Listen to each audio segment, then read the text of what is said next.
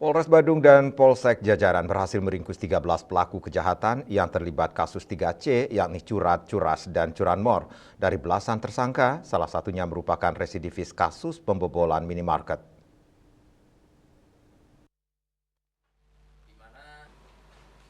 Kapolres Badung AKBP Joseph Edward Purba mengatakan dari ke-13 tersangka itu terdiri dari 9 kasus curanmor dan 4 kasus curat dengan rincian Satreskrim Polres Badung berhasil mengungkap 6 kasus curanmor, Polsek Kute Utara mengungkap 5 kasus curanmor dan 2 curat, serta Polsek Abian Semal dan Polsek Petang masing-masing mengungkap 1 kasus curat.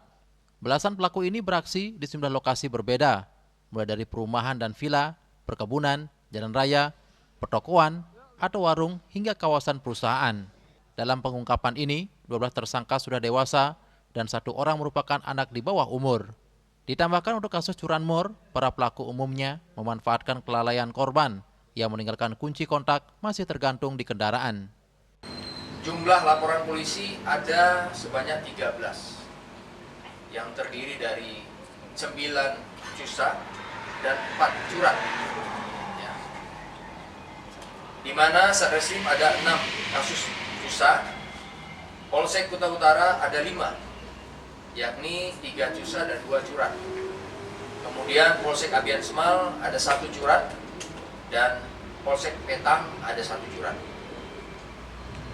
Dengan jumlah tersangka sebanyak 13 orang laki-laki, di mana dewasa 12 orang dan anak 1 orang. Polisi mengamankan sejumlah barang bukti berupa 7 unit sepeda motor, 1 unit AirPods, 3 unit iPhone, sejumlah uang tunai, seekor sapi betina, puluhan rokok, dan 1 unit tablet. Faktor kelalaian pemilik kendaraan menjadi salah satu penyebab maraknya aksi pencurian sepeda motor. Keterlibatan masyarakat dalam menyampaikan gangguan keamanan maupun potensi kejahatan menjadi salah satu langkah menekan angka kriminalitas.